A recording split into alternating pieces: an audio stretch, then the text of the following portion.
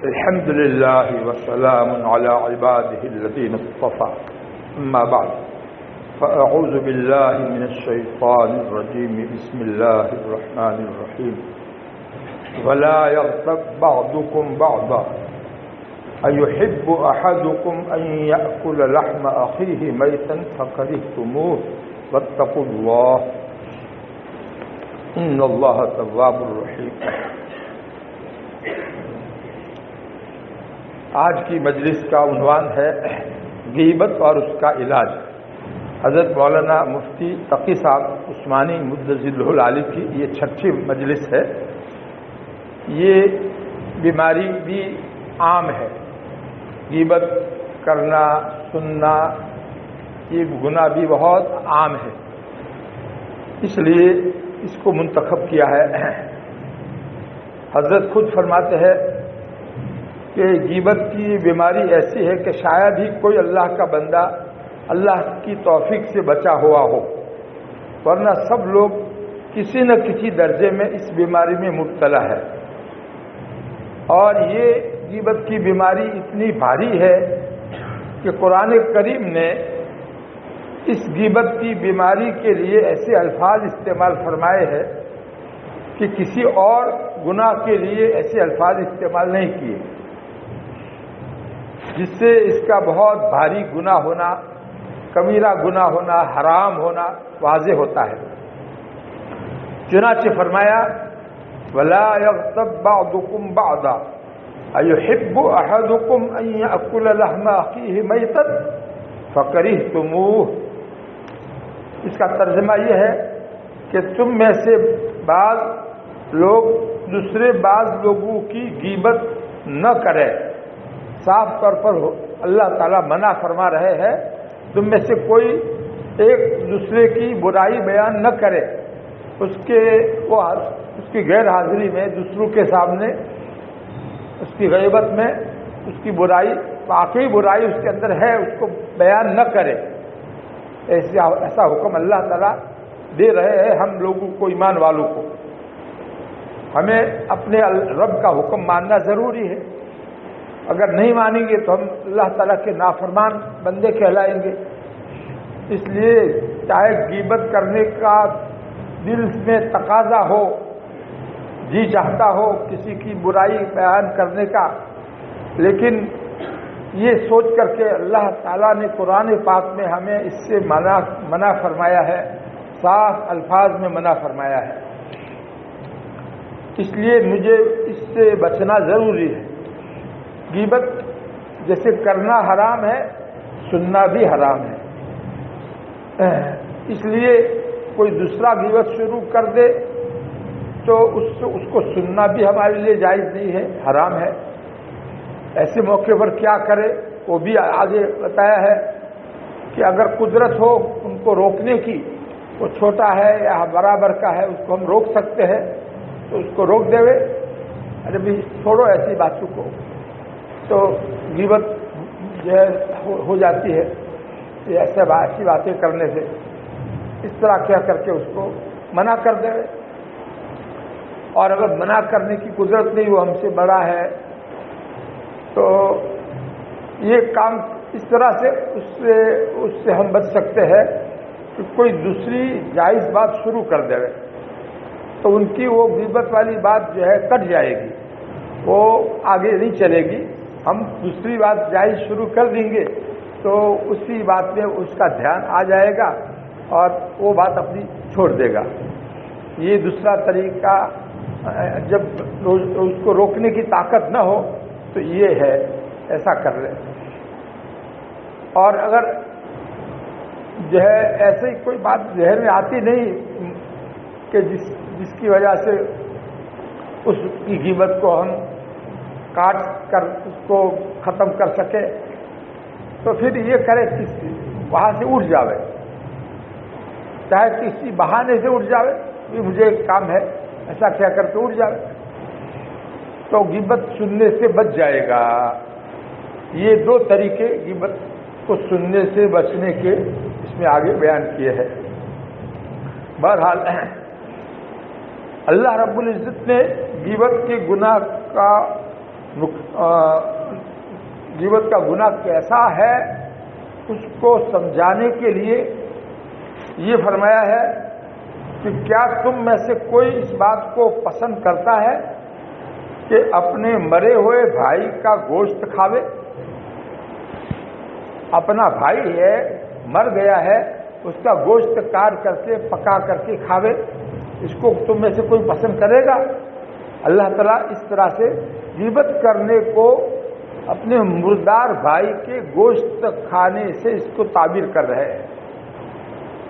اس کا مطلب یہ ہوا کہ اپنے کسی بھی مسلمان بھائی کی برائی بیان کرنا یہ ایسا ہے جیسے کہ اپنے مرے ہوئے بھائی کا گوشت آدمی کھا رہا ہے، اور کوئی بھی انسان جس میں ذرا بھی انسانیت ہوگی، چاہے مسلمان نبی ہو، وہ اس ایسے کام کو پسند نہیں کرتا ہے کہ یہ تو اپنا بھائی ہے، مر گیا ہے، اب اس کا گوشت اس کو کاٹ کر کے ہم پکا کر کے کھائیں۔ دنیا میں کوئی بھی قوم، وہ کوئی بھی مذہب کا ہو، وہ ایسا کام کرنے کو پسند نہیں کرتا ہے۔ اللہ تعالیٰ خالق کائنات ہے، سارے انسانوں کو پیدا کرنے والے، ان کی مزاج کو پیدا بنانے والے جانتے ہیں کہ اس کو کوئی بھی پسند نہیں کرتا ہے۔ جب اس کو پسند نہیں کرتا ہے تو غیبت کرنا ایسا ہی ہے، غیبت کرنا ایسا ہی ہے جیسے اپنے مرے ہوئے بھائی کا گوشت کھا لیا۔ فَكَرِهْتُمُوهُ، اس کو تو تم لوگ ناپسند کرتے ہو، اپنے مرے ہوئے بھائی کے گوشت کو کھانے کو ناپسند کرتے ہو، تو پھر اس غیبت کو کیوں پسند کرتے ہو؟ یہ اس کی جیسا ہے، یہ اس کے برابر ہے۔ تو بتاؤ یہ گناہ کتنا بھاری ہے، کتنا سنگین ہے۔ اللہ تعالیٰ نے اس انداز سے اس کی برائی اور اس کی سنگینی کو بیان کیا ہے، پھر بھی ہم لوگ غیبت کو معمولی گناہ سمجھے تو یہ ہماری کتنی بھاری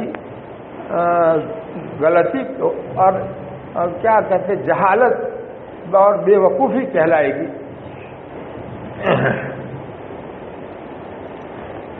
کسی بھی انسان کا گوشت کھانا، اور جبکہ وہ اپنا بھائی ہو اور وہ بھی مرا ہوا ہو، اس کا گوشت کھانا، اس وقت آدمی کو غم ہوتا ہے، اس کا گوشت کاٹے اور پھر اس کو ٹکڑے کرے اور اس کو پکاوے اور پھر کھاوے، ایسا دنیا میں کسی بھی قوم یا کسی بھی انسان کے لیے بہت ہی مشکل چیز ہے، بہت ہی ناگوار چیز ہے۔ اللہ تعالیٰ نے اس کے ذریعے سے اس کی برائی بیان کی ہے، غیبت کی۔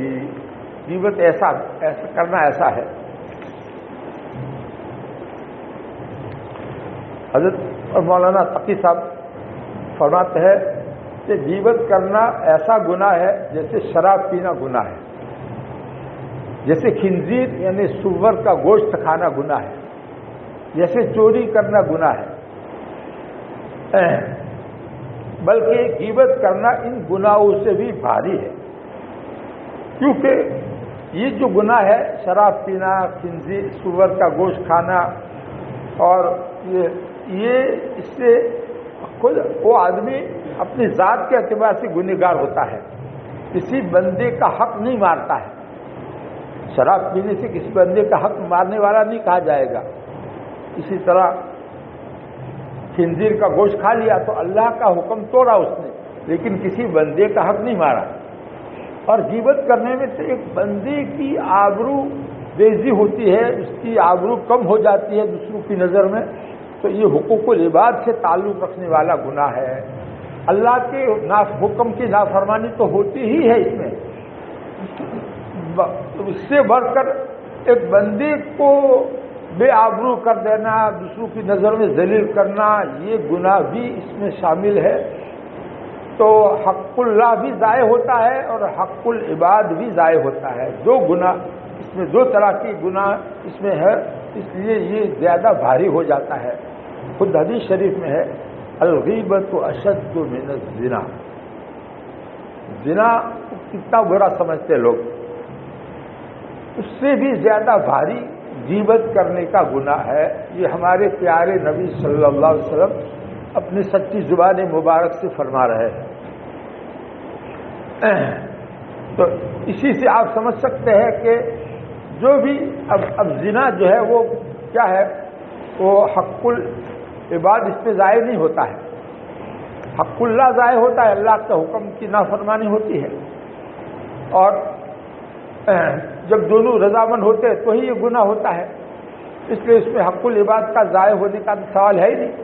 اس بنا پر اللہ کے نبی صلی اللہ علیہ وسلم فرماتے ہیں کہ غیبت کرنے میں دوسرے کی آبرو ریزی ہوتی ہے، بندے کا حق بھی ضائع ہوتا ہے، اللہ کا حکم بھی ٹوٹتا ہے اور بندے کا حق بھی ضائع ہوتا ہے، اس لیے وہ زیادہ بھاری ہے، اور اس کی معافی موقوف ہے جس بندے کی برائی کر کے اس کو بے آبرو کیا ہے، وہ جب تک معاف نہیں کرے گا وہاں تک صرف توبہ کر لینے سے معاف نہیں ہوگا یہ گناہ۔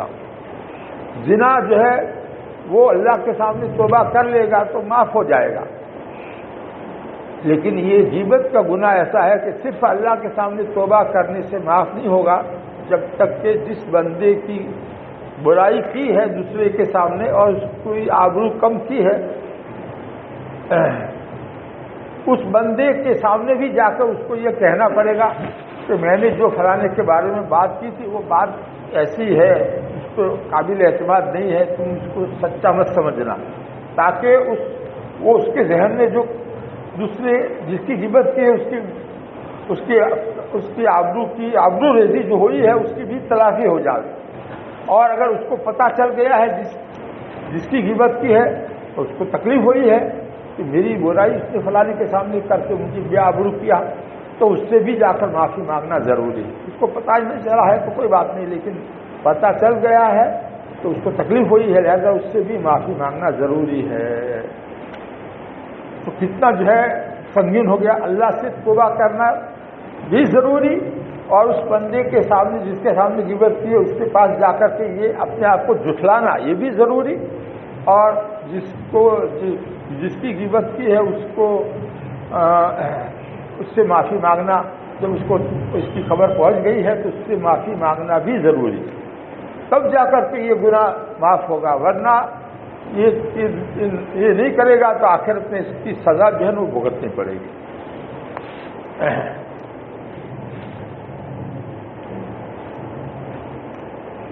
بعض لوگ ایسا کہتے ہیں کہ یہ غیبت کیا ہے، یہ غیبت تھوڑی ہے، میں اس کے منہ کے سامنے جا کر کہہ سکتا ہوں، تو اس کے منہ کے سامنے جا کر کہنے سے اس کا غیبت ہونا ختم نہیں ہو جائے گا، یہ اس کے سامنے جا کر کہو گے تو یہ تانا ہو جائے گا، تانا لینا ہو جائے گا، دوسرا گناہ ہو جائے گا، اور اس کے سامنے جا کر کہنے کی ہمت جو کرتا ہے اس بنا پر کہ وہ میں سچی بات کہہ رہا ہوں، تو سچی بات کہہ رہا ہے تبھی تو غیبت ہے، اگر اس کے اندر یہ بات نہ ہوتی اور جھوٹی بات ہوتی تو پھر اس کا نام تہمت لگانا، اور یہ اس سے بھی زیادہ بھاری گناہ ہے تہمت لگانا۔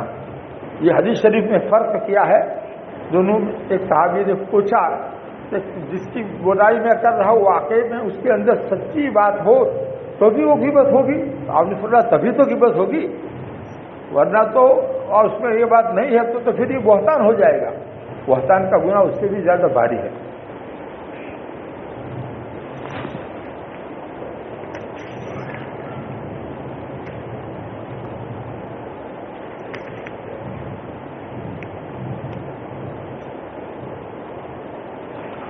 غیبت کی اجازت کے موقع شریعت نے کچھ بتائے ہیں، وہ موقع ہو تو غیبت کرنا گناہ نہیں ہوتا ہے۔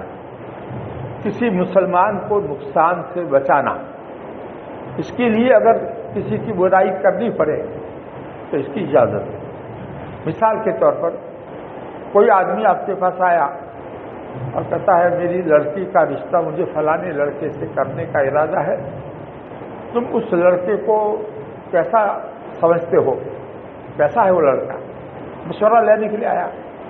اب یہ جانتا ہے کہ وہ لڑکا اچھا نہیں ہے، غصے والا ہے، بیوی پر غصہ کرے گا، ظلم کرے گا، یا اور کوئی اس کے اندر برائی ہے، تو ایسے موقع پر اس صحیح مشورہ دے گا یہ کہ وہ لڑکا تو اس قابل نہیں ہے کہ تمہاری لڑکی کا رشتہ وہاں کیا جائے، اس میں یہ برائی ہے، وہ بہت زیادہ غصے والا ہے، مثلا یہ برائی ہو گئی، واقعی برائی اس کے اندر جو تھی وہ برائی بیان کر دی۔ لیکن کیوں کی؟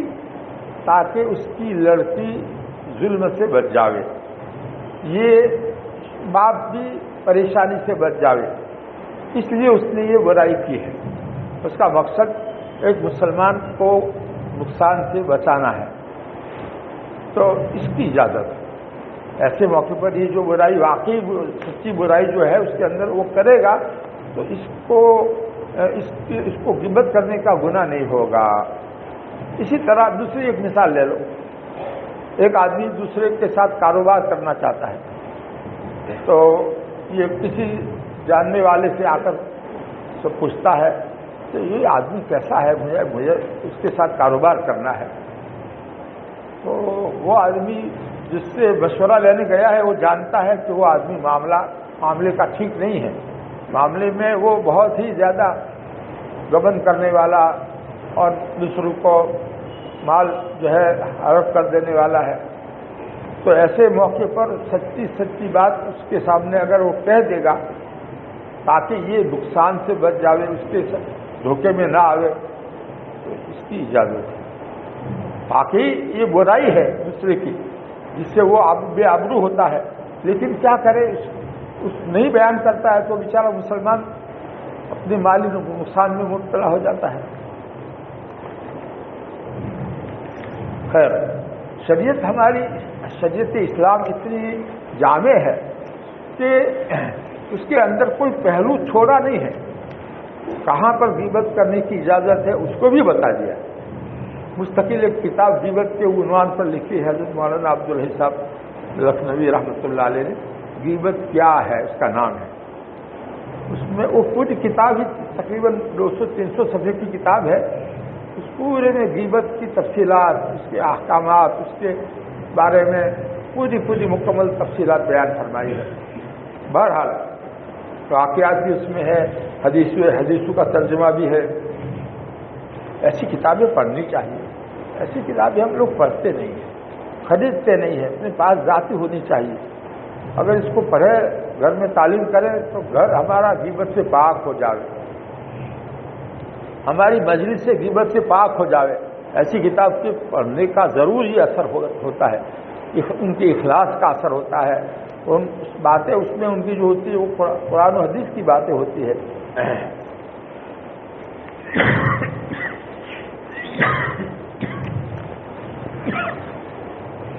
ارے بھائی، ہم دوسروں کی باتیں لے کر کے بیٹھ جاتے ہیں مجلس میں، اپنی فکر کرنے کی ضرورت ہے۔ دوسروں کی فکر میں کیا پڑے ہو، اپنی فکر کرو، اپنے اندر کیا عیب ہے، کیا گناہ کی عادت ہے جو ہم کو دوزخ میں لے جا کر بہت بری طریقے سے عذاب میں مبتلا کرنے والی ہے، ان سے ہم کیسے پاک ہو جاوے، صاف ہو جاوے، سچی توبہ کر کے۔ ایسی سوچو، بیٹھ کر کے اس کا انجام سوچو، اس کی سزا سوچو، تاکہ توبہ 2 رکعت صلاۃ التوبہ پڑھ کر اللہ کے سامنے رونا آ جاوے، گر گرانا آ جاوے، گناہوں کے اوپر سچی توبہ کرنے کی توفیق ملے۔ اس کے اوپر اپنے آپ کو لگاؤ، دنیا کی زندگی ہم کو اس کے لیے ملی ہے۔ اپنی فکر کرو، پھر دوسرے کا ذکر کرنے کی ضرورت ہی کیا ہے، بس اپنی فکر کرو۔ بقول کسی شخص کے، تجھ کو پرائی کیا پڑی اپنی نبیڑ تو، تجھ کو پرائی کیا پڑی اپنی نبیڑ تو، اپنی اصلاح کر، دوسروں کی پرایوں کی باتوں میں کیوں پڑتا ہے، پرایوں کا تذکرہ کائے کو کرتا ہے۔ بہادر شاہ ظفر نے بڑے اچھے اشعار کہے ہیں، وہ 2 شعر ان کے اسی سلسلے میں ہے، سن لیجئے، اردو میں ہے۔ ہے جو اپنی برائی سے بے خبر، ہے جو اپنی برائی سے بے خبر، رہے ڈھونڈتے اوروں کے عیب و ہنر۔ جب تک اپنی برائی سے بے خبر تھے تو دوسروں کے عیب اور ہنر کو ڈھونڈتے رہے، کیا اس کے اندر عیب ہے، کیا ہنر ہے، اس کے ڈھونڈتے میں لگے رہے۔ پڑی اپنی برائی پر جو نظر، اپنی برائی پر جب نظر پڑی، تو نگاہ میں کوئی برا نہ رہا، اپنی نگاہ میں دوسرا کوئی برا نہ رہا، سب سے برا میں ہی ہوں۔ جب اپنی برائی پر نظر پڑتی ہے آدمی کو، اپنے اندر کیا خرابی ہے اس کو دیکھتا ہے، اس کا احتساب کرتا ہے، تنہائی میں بیٹھ کر کے سوچتا ہے، تو پھر جو ہے سب اچھے لگتے ہیں اپنے سے، اور میں ہی سب سے زیادہ برا ہوں یہ آدمی کو معلوم ہوتا ہے، اور اپنی اصلاح کی فکر اس کو لگ جاتی ہے۔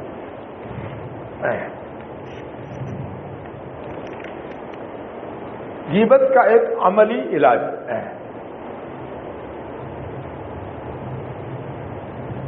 ابھی جو میں نے آپ کو سمجھایا وہی بات تھانوی رحمۃ اللہ علیہ کے الفاظ میں لکھی ہے۔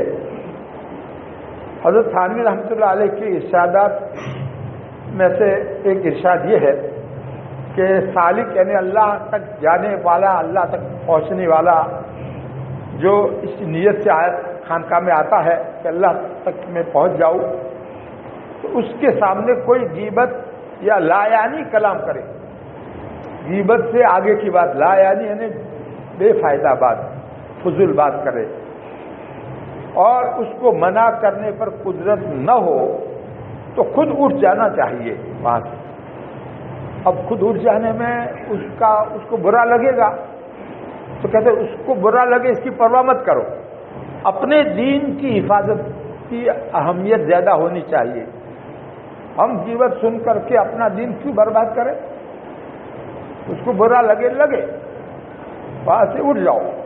اگر اس کو روکنے کی طاقت نہیں ہے اور کوئی دوسرا مضمون ذہن میں نہیں آتا ہے کہ اس کو شروع کر کے اس کی بات کو ختم کر دے، تو وہاں سے اٹھ جاؤ، بھلے اس کو برا لگے، اور اس کی دل شکنی کا خیال نہ کرے کہ اس کا دل ٹوٹے گا، اس کا خیال نہ کرے، کیونکہ دوسرے کی دل شکنی سے اپنی دین شکنی زیادہ قابل احتراز ہے۔ اپنے دین کو بچانا زیادہ اہم ہے۔ اس کا دل ٹوٹے تو بھلے ٹوٹے، ہمارا دین ہم کیوں خراب کریں گے؟ یوں اگر نہ اٹھ سکے تو کسی بہانے سے اٹھ جائے، یا قصدن فی الفور کوئی مباح تذکرہ شروع کر دیا جاوے تاکہ وہ غیبت کی بات ختم ہو جاوے۔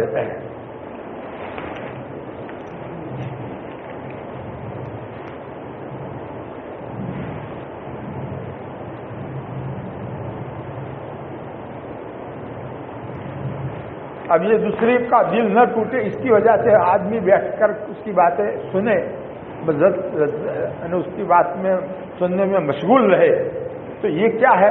یہ دوسرے کی دنیا بنانے کے لیے اپنے دین کو برباد کر رہا ہے۔ ایک حدیث شریف میں ہے کہ جناب رسول اللہ صلی اللہ علیہ وسلم نے ارشاد فرمایا کہ جو شخص دوسرے کو دنیا کا فائدہ پہنچانے کے لیے اپنی آخرت خراب کرے تو اللہ تعالیٰ اس دوسرے شخص کو دنیا ہی میں اس پر مسلط کر دیتے ہیں۔ اس دوسرے شخص کو جس کو راضی کرنے کے لیے یہ اپنی آخرت خراب کر رہا تھا، تو اللہ تعالیٰ اس کو ہی اس پر مسلط کر دیتے ہیں کہ تو نے اس کی دنیا کے خاطر اپنی آخرت خراب کی تھی، اب یہ تیری دنیا کو بھی خراب کرے گا، یعنی تو یہ پریشان کرے گا، اللہ تعالیٰ مسلط کر دیتے ہیں۔ جو لوگ بیوی بچوں کو آرام اور راحت پہنچانے کی خاطر حرام آمدنی میں مبتلا ہوتے ہیں، تجربہ یہ ہے کہ وہی بچے اس باپ کے سر پر جوتے بجاتے ہیں۔ یہ ہوتا ہے، ان بچوں کو راحت پہنچانے کے لیے ان کا مکان بن جاوے، ان کا کاروبار بن جاوے، اس کے لیے آدمی حلال حرام دیکھے بغیر جو ہے مال کماتا ہے، تو اس حرام آمدنی سے بچوں کی تو دنیا بن گئی، لیکن اس کی آخرت برباد ہوئی۔ تو جس نے اپنی آخرت کو برباد کیا دوسری کی دنیا بنانے کے لیے، تو اللہ تعالیٰ اس کو اس کے اوپر مسلط کر دیتا ہے، یعنی جس کی دنیا بنی وہ مسلط ہو جاتا ہے اس جو ہے دوسرے اپنے باپ کے اوپر، ماں کے اوپر، جن کی وجہ سے اس کی یہ دنیا بنی تھی، اللہ تعالیٰ اس کو اس کے خلاف کر دیتے ہیں اور وہ اس کو تکلیف پہنچاتے ہیں۔ اس کا کہنا نہیں مانتے، اس کو پریشان کرتے، ماں باپ کو پریشان کرتے ہیں، اس لیے کہ اس نے بیوی بچوں کو راضی کرنے کی خاطر اللہ تعالیٰ کو ناراض کیا اور ان کی دنیا بنانے کے لیے اپنی آخرت خراب کی، تو پھر دنیا کے اندر ہی ان کو مسلط کر دیا جاتا ہے۔ اس لیے دوسرے کی دل شکنی سے بچنے کے لیے اپنی دین شکنی مت کرو۔ دوسرے کا دل جو ہے ٹوٹتا ہے، اس کی پرواہ مت کرو، اپنے دین کی حفاظت کر لو۔ غیبت سننا حرام ہے اپنے لیے، اپنے کو اس سے بچاؤ۔ حرام آمدنی کمانا یہ جو ہے اللہ کو ناراض کرنے والا کام ہے، اس سے اپنے آپ کو بچاؤ۔ چاہے بچوں کے لیے گھر نہ بن سکے، چاہے بچوں کے لیے کاروبار نہ بنا سکے، ارے ان کی دنیا بنانے کے لیے ہم اپنی آخرت کیوں برباد کریں گے؟ انما اموالکم واولادکم فتنہ، قرآن میں اللہ تعالیٰ فرماتے ہیں کہ تمہارے مال اور تمہاری اولاد امتحان کی چیزیں ہیں۔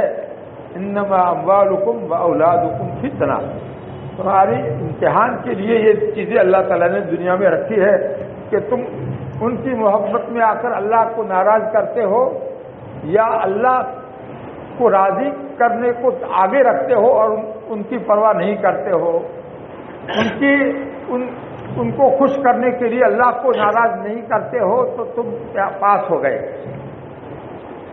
ان کو راضی کرنے کے لیے اگر تم اللہ کو ناراض نہیں کرتے ہو تو تم پاس، اور اگر اللہ کو ناراض کر دیا ان کو راضی کرنے کے لیے تو ناپاس ہو گئے، اس امتحان میں ناپاس ہو گئے۔ اچھا، اب غیبت کا گناہ جو ہے بہت بھاری ہے، سننا بھی بھاری ہے، حرام ہے، کبیرہ گناہ ہے، اس میں کوئی شک نہیں ہے، بلکہ جو ہے دوسرے جو گناہ ہے جو حرام درجے کے ہے، جس میں حقوق العباد کا پہلو نہیں ہے، ان سے یہ زیادہ سخت ہے۔ حقوق العباد کا پہلو بھی اس میں ہونے کی وجہ سے یہ ابھی بات میں نے واضح کی، سمجھا۔ اب اس سے بچنے کے لیے کیا کرنا پڑے گا؟ غیبت کرنے کی عادت پڑی ہوئی ہے، بعض لوگ ایسا کہتے ہیں کہ غیبت نہیں چھوٹتی ہے، غیبت کرنا جو ہے، من کہتے ہیں کیسے نہیں چھوٹتی؟ تمہاری زبان کو کون پکڑ کر چلاتا ہے غیبت میں؟ کوئی باہر سے آ کر پکڑ کر کے زبان غیبت کرنے میں زبان کون چلاتا ہے؟ تم ہی تو چلاتے ہو، تو مت چلاؤ غیبت میں۔ تمہارا دل اندر سے کہے غیبت کرنے کا، کسی کی برائی کرنے کا، تو اپنا جی کا کہنا مت مانو اور اپنی زبان کو روک دو، وہاں سے ہٹ جاؤ۔ جس آدمی کے پاس جا کر بیٹھنے سے غیبت ہو جاتی ہے، اس کے پاس مت بیٹھو، اس کے پاس بیٹھنا بند کر دو۔ یہ سب تمہارے اختیار کی چیزیں ہیں، جو چیز اپنے اختیار میں ہو اور تم نہ کرو اور پھر کہتے ہو کہ اس سے یہ گناہ نہیں چھوٹتا ہے۔ کیسے نہیں چھوٹتا ہے؟ تم چھوڑنے کا ارادہ تو کرو، یہ ہمت کرو، پکا ارادہ کرو۔ تو اس گناہ سے بچنے کے لیے بھی ہمت کی ضرورت ہے۔ جیسے پولیس کا کل بتایا تھا، بد نظری سے بچنے کے لیے ہمت کی ضرورت ہے، بتایا تھا کہ نہیں؟ اسی طرح غصے کو قابو میں رکھنے کے لیے بھی استعمال ہمت ضروری ہے۔ تمام ہی گناہ، جتنے بھی گناہ ہیں، ان تمام گناہوں سے بچنے کے لیے اپنی ہمت کو استعمال کرنا، یہی نسخہ حضرت ثانوی رحمۃ اللہ علیہ بتاتے ہیں۔ دیکھو یہاں پر بھی غیبت سے بچنے کے لیے ہمت کی ضرورت ہے۔ ایک حدیث شریف میں ہے، لا طاعت لمخلوق فی معصیت الخالق، کہ خالق کی نافرمانی ہوتی ہو تو وہاں کسی مخلوق کا کہنا ماننا درست نہیں ہے، جائز نہیں ہے۔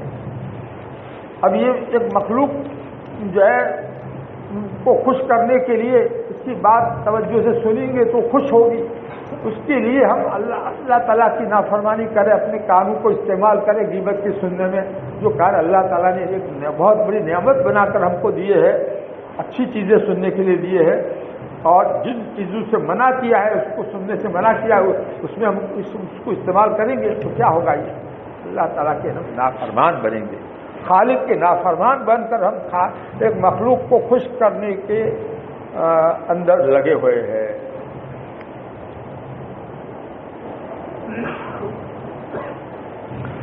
ناجائز غیبت کی شرط کیا ہے؟ ناگواری، جس کی غیبت کر رہے ہیں اس کو ناگوار گزرے ہماری وہ بات، اس کو ناپسند آوے، اس کو بری لگے، تو سمجھو کہ غیبت ہو گئی۔ حدیث شریف میں غیبت کی تعریف یہ آئی ہے، ذکرک اخاک بما یکرہ، ذکرک اخاک بما یکرہ، تیرا اپنے بھائی کا تذکرہ ایسی بات سے کرنا جس کو وہ ناگوار سمجھتا ہے، ناپسند سمجھتا ہے۔ اگر اس کو پتہ چلے کہ دوسرے کے سامنے اس نے میرا تذکرہ اس انداز سے کیا ہے تو وہ اس کو ناگوار ہو، اچھا اس نے میری آبرو کم کر دی دوسرے کی نظر میں، ایسی میری بات اس کے سامنے بیان کر کے مجھے بے آبرو کیا، تو یہ اس کو ناگوار جو گزرے پتہ چلنے کے بعد تو سمجھ جاؤ یہ غیبت ہے۔ اور جو بھی بات ایسی ہو، اب یہ جامع تعریف ہے غیبت کی، ذکر کا اخاک بما یکرہ، یہ حدیث کے الفاظ ہیں۔ غیبت کا مفہوم سب قرآن میں لا یغتب کا لفظ آیا تو اس کی تشریح ہمارے نبی صلی اللہ علیہ وسلم نے غیبت کی تشریح کی، الغیبت ذکر کا اخاک بما یکرہ۔ ایک صاحب نے حضرت تھانوی رحمۃ اللہ علیہ سے سوال کیا کہ اگر کسی آدمی سے بے تکلفی ہو، دوستی ہو، ایسی اس کی وجہ سے اس کے سامنے کوئی تو بنظر الفاظ تو ناگواری کی بات ہے، یعنی اس کی بات ہم دوسرے کے سامنے ایسی کرے جو ناگوار اس کو گزرے، لیکن اس سے بے تکلفی اور دوستی ہے، یا بطور مذاق کے طور پر ناگواری کا خیال نہیں ہے کہ تم مذاق کر رہے ہیں اس لیے اس کو ناگوار نہیں گزرے گا، تو بھی کیا یہ غیبت میں داخل ہے یا نہیں؟ کسی سے دوستی ہے اس کی بنا پر، یہ الفاظ تو ہے ناگواری کے، لیکن اس سے بے تکلف دوستی ہے اور وہ وہاں موجود نہیں ہے، دوسرے کے سامنے ہم اس کی ایسی آخری بات برائی کی بیان کریں جو اس کو پتہ چلے تو بے تکلفی کی وجہ سے، دوستی کی وجہ سے اندازہ یہ ہے کہ اس کو برا نہیں لگے گا، خیال ایسا ہے کہ شاید اس کو برا نہیں لگے گا، تو اس کے بارے میں یہ مسئلہ پوچھا ہے کیا وہ بھی غیبت ہوگی؟ تو اس کا جواب سنیے حضرت تھانوی رحمۃ اللہ علیہ کے الفاظ میں، جب وہ ناگواری ہے، یعنی الفاظ کے اعتبار سے وہ ناگواری والی بات ہے، خواہ کسی بھی حیثیت سے وہ ناگواری کی بات ہو تو وہ مانعیت کے لیے کافی ہے، ممانعت کے لیے کافی ہے، یعنی اس کی شریعتی اجازت نہیں ہے۔ اور اگر خود ناگواری میں تردد ہے، پتہ نہیں ناگوار ہوگی اس کو یا نہیں ہوگی، اسی میں شک ہے، تب بھی واجب الکف ہے، تب بھی اس سے بچنا واجب ہے۔ تردد کا مطلب کیا؟ ہو سکتا ہے اس کو ناگوار گزرے اور ہو سکتا ہے نہ گزرے، ایک پہلو اس میں ناگواری کا ہوا کہ نہیں؟ ہو سکتا ہے ناگوار گزرے، تو اس وجہ سے اس سے بچنا واجب ہے۔ البتہ اگر عدم ناگواری یقینی ہو تو غیبت کی حد سے نکل گیا، تب غیبت نہیں کہلائے گی۔ عدم ناگواری یعنی ناگواری نہ ہونا یقینی ہو تو پھر جو ہے وہ غیبت نہیں ہوگی، لیکن یہاں ناگوار اس کو گزرے گا یا نہیں گزرے گا یہ میرا ایسا کہنا یہ یقینی تو ہے نہیں، اس میں شک ہے۔ شک کا مطلب یہ ہے کہ دونوں پہلو ہے، ہو سکتا ہے ناگوار گزرے، ہو سکتا ہے ناگوار نہ گزرے، تو اس سے بھی بچنا واجب ہے۔ ایسی صورت میں بے تکلفی ہے اور الفاظ ایسے ہیں کہ اس میں ناگواری کا پہلو ہے، اور دوستی ایسی ہے کہ ہو سکتا ہے کہ ناگوار نہ گزرے اور ہو سکتا ہے کہ ناگوار گزرے، تو ایسی صورت میں اس سے بچنا ضروری ہے۔ اور اگر ناگوار نہیں گزرے گا ایسا یقین ہے تو پھر یہ غیبت نہیں ہوگی۔ واہ رے واہ، کیسی باریک باتیں حضرت تھانوی رحمۃ اللہ علیہ اپنے مریدین کو بتاتے تھے، اور مریدین بھی کیسی باتیں پوچھتے تھے، اس کا بھی اندازہ لگائیے، مریدین بھی کیسی باتیں پوچھتے تھے۔ اپنی اصلاح کی فکر والا ایسی باتیں پوچھا کرتا ہے، اب آج ہم کو سوچتا ہی نہیں کہ کیا پوچھے، اپنی اصلاح کی کیا بات پوچھے، کیا لکھے، کیا کہے، کچھ سوچتا ہی نہیں. اور ان کو دیکھو ایسی باتیں سوچتی تھی، اصلاح کی واقعی سچی فکر لے کر آتے تھے. ان کو ایسی باتیں سوچتی تھی کہ بے تکلفی ہے، دوستی ہے، اس کی وجہ سے ہو سکتا ہے اس کو ناگوار نہ گزرے اور ہو سکتا ہے کہ گزرے. تو حضرت فرمایا تو اس میں ایک پہلو غیبت کا ہے، اس لیے اس سے بچنا واجب ہے. اور اگر ناگوار نہیں گزرے گی یہ بات یقینی ہے، ایسی پکی دوستی ہے اور تجربات ہو چکے ہیں کہ اس کو سامنے وہ بات آئی بعد میں تو اس کو ناگوار نہیں گزرے گا. تو ہمارا دوست ہے، کہتا ہے، اس نے کہا ہے تو کیا ہو گیا، ایسا اس نے بول دیا ہے پہلے بھی، تو اس میں بھی وہ ایسا ہی بول دے گا، ایسا یقین ہے تو پھر غیبت نہیں ہوگی. واہ رے واہ واہ، یہ ہے علوم، یہ ہے علوم کی باریکیاں، یہ ہے دین کی گہری سمجھ. فقیہ واحد اشد علی الشیطان من الف عابد. حدیث شریف میں کیا ہے کہ ایک دین کی گہری سمجھ رکھنے والا شیطان کے اوپر 1000 عابدوں سے بھاری ہے. 1000 عابد عبادت کرنے والے ہیں، وہ دین کی گہری سمجھ نہیں رکھتے، دین کا گہرا علم نہیں رکھتے. شیطان کب ان کو اڑا لے، کب ان کو دھوکہ دے دے، کب ان کو پھنسا دے، کچھ نہیں کہا جا سکتا. کب ان کے ذریعے سے گمراہی پھیلا دے، کچھ نہیں کہا جا سکتا. اور ایک دین کی گہرا علم رکھنے والا، گہری سمجھ رکھنے والا، وہ شیطان کے چکر میں نہیں آئے گا، بلکہ دوسروں کو بھی شیطان کے چکر سے نکالے گا، اپنے علم کے ذریعے سے دوسروں کی رہبری کرے گا، جیسے یہ حضرت ثانی رحمۃ اللہ علیہ کر رہے ہیں. ایسی ہنسی مذاق جائز نہیں. اس سے یہ بات معلوم ہوئی کہ بعض اوقات دوستوں سے ایسا ہوتا ہے کہ ایک دوست تو بے تکلفی میں دوسرے سے ہنسی مذاق کر رہا ہے اور اس کا مقصد دوسرے کو ستانا اور تکلیف پہنچانا نہیں ہے. لیکن بعض لوگ ایسے ہوتے ہیں جو ہنسی مذاق کو بری طرح برداشت نہیں کر پاتے، پوری طرح برداشت نہیں کر پاتے، ہنسی مذاق کو بھی پوری طرح برداشت نہیں کر پاتے، اور اس پر وہ چیڑتے ہیں کہ کیوں ایسی ہنسی مذاق میری کر رہا ہے، اور ان کو ناگواری ہوتی ہے. لیکن دوست احباب ایسے شخص کو چڑھانے کے لیے اس سے اور زیادہ ہنسی مذاق کرتے ہیں اور اس سے مزہ لیتے ہیں. تو اگرچہ دوست احباب اس کو بے تکلفی میں وہ الفاظ کہہ رہے ہیں، لیکن چونکہ اس کو تمہاری یہ بے تکلفی ناگوار ہو رہی ہے تو یہ ہنسی مذاق بھی جائز نہیں ہے، ایسی ہنسی مذاق کرنا بھی جائز نہیں ہے. دیکھو یہ دوسرا مسئلہ آ گیا غیبت کے علاوہ. سامنے ہنسی مذاق اس طرح سے کرنا کہ جس میں اس کو برا لگے، چاہے وہ دوست ہے بے تکلف لیکن اس کو برا لگتا ہے، بازو کو برا نہیں لگتا ہے، بازو کو برا لگتا ہے، تو جس کو برا لگے اس کے سامنے ایسی ہنسی مذاق کرنا بھی جائز نہیں ہے. کیونکہ کسی مسلمان کو ناگواری پہنچانا جائز نہیں ہے، لہذا ایسے آدمی سے اس طرح گفتگو کرنا جو اس کی دل شکنی کا باعث ہو، اس کا دل ٹوٹے، کسی صورت میں جائز نہیں ہے. لیکن اگر یہ یقین ہے کہ فلاں سے ایسی بے تکلفی کی دوستی ہے کہ وہ برا نہیں مانے گا بلکہ اس کو اچھا لگے گا، اور اس کو اس بے تکلفی سے خوشی ہوگی کہ میرا دوست ایسی بے تکلفی کی بات میرے سامنے کرتا ہے، خوشی اگر اس کو ہو، دل سے خوشی ہو، تو ایسے موقع پر اس کے سامنے بھی ایسے الفاظ کہنا جائز ہے اور پیٹھ پیچھے کہنا بھی جائز ہے. خلاصہ یہ ہے کہ 3 صورتیں ہوئی. نمبر 1، اگر ناگواری کا یقین ہو تو ایسے الفاظ کہنا ناجائز ہے. نمبر 2، اگر ناگواری کا شبہ ہو تو بھی ناجائز ہے. نمبر 3، اگر یقین ہو کہ اس کو ناگوار نہیں ہوگا تو جائز ہے. اللہ تعالیٰ ہمیں غیبت سے بچنے کی ہمت اور توفیق عطا فرمائے. آمین. وآخر دعوانا ان الحمد للہ رب العالمین.